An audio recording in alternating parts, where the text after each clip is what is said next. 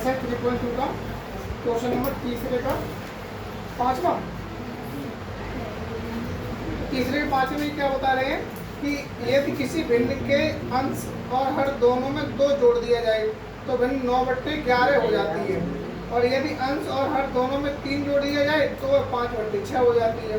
तो भिन्न ज्ञात करनी है। तो ठीक है, तो पहले लिख लो भिन्न होती क्या है। तुम लोगों ने क्या पढ़ा है, भिन्न क्या होती है? भिन्न क्या होती है? भिन्न बराबर होता है अंश बट्टे हर। क्या होता है? अंश बट्टे हर। ठीक है, तो एक अंश होता है और एक हर होता है। ठीक है, तो आपको अंश एक मान लो, एक हर मान लो। ठीक है, तो दोनों को अलग अलग मान लो। हमने यहाँ मान लिया माना भिन्न।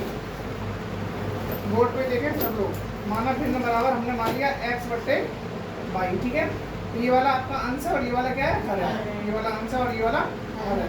तो यहाँ देखो प्रथम शर्त से, प्रथम शर्त से। तो प्रथम शर्त से ये क्या बता रहे हैं कि पहली शर्त उन्होंने बताई थी कि यदि किसी भिन्न के अंश और हर दोनों में 2 जोड़ दें, अंश में भी 2 जोड़ दें और हर में भी 2 जोड़ दें, तो ये भिन्न है वो 9/11 हो जाती है। कितनी हो जाती है? 9/11।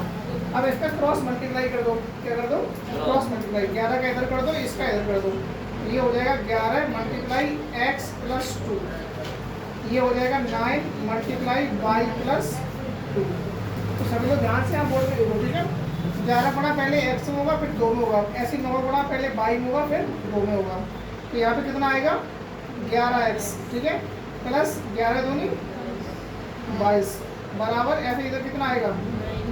9y + 18। ठीक है, अब y को इधर ले आओ, y को इधर ले आओ, ये 22 को इधर भेज दो। ठीक है, ये कितना हो जाएगा? 11x - 9y बराबर 18।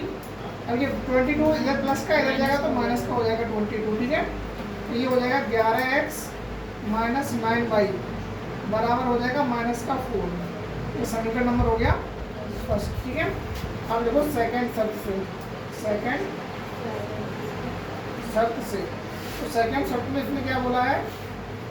सेकंड शर्त में बोला है यदि अंश और हर दोनों में 3 जोड़ दिया जाए, अंश और हर दोनों में 3 जोड़ दिया जाए, यानी अंश में भी 3 जोड़ दो और हर में भी 3 जोड़ दो, तो ये भिन्न जो है वो 5/6 हो जाती है। कितनी हो जाती है? 5/6।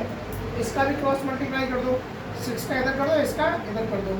ये 6x + 3 और ये हो जाएगा 6, ये वाला इधर जाएगा, ये 5 हो जाएगा, 5y + 3।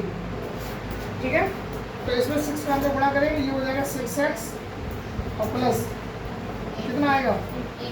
18। इधर कितना आएगा? 5y + 15। ठीक है, अब 5y यार सीधा यहाँ से क्या करो, इस वाले को इधर भेज दो, क्योंकि प्रतिस्थापन में सॉल्व करना ना, यहाँ से x को सेपरेट कर लो। ठीक है, तो यहाँ से ये क्या हो जाएगा? 6x बराबर हो जाएगा 5y + 15 और ये 18 प्लस का इधर जाएगा तो ये माइनस का हो जाएगा। ठीक है, तो ये हो जाएगा 6x बराबर 5y और 18 में से 15 लेस हो जाएगा, क्योंकि ये प्लस का ये माइनस का, तो -3। तो यहाँ से x इक्वल क्या आ जाएगा? 5y - 3/6। क्लियर? तो हम यहाँ पे क्या लिखे? इसे समीकरण नंबर ये क्या डाल दो आप? 2। ठीक है, अब हम यहाँ से क्या लिखेंगे कि x का मान समीकरण किसमें रखेंगे? बहुत बढ़िया, 2 से तो निकाला ही, तो 1 में रखेंगे ना। x का मान समीकरण 1 में रखने पर, समीकरण 1 क्या था आपका? 11x - 9y बराबर -4। ठीक है, अब x की वैल्यू जो है वो आप यहाँ लगा दो, तो ये 11 और ये कितना है? 5y - 3 / 6 ब्रैकेट लगा दो, -9y बराबर -4। ठीक है, अब 11 का इधर अंदर मल्टीप्लाई कर दो, तो 11 पंजे 55, ये आ जाएगा 55y - 11 तिया 33 और पूरे के अपॉन में 6 -9y बराबर -4। तो इसके अपॉन में मान लो 1। ठीक है, अब इनका एलसीएम लेकर सॉल्व कर दो, तो ये तो इतना ही रहेगा 55 बाई माइनस 33 और माइनस 6 का इसको बड़ा हो जाएगा, 6 में 54, 6 में 54, सीधा हम 54 लिख दे रहे, ठीक है 54 बाई, और डिवाइड में पूरे के डिवाइड में कितना हो गया 6 हो गया है, बराबर माइनस का 4। इस 6 का गुणा इधर कर दें क्योंकि ये डिवाइड वाला कहाँ जाएगा 4 के मल्टीप्लाई में जाएगा,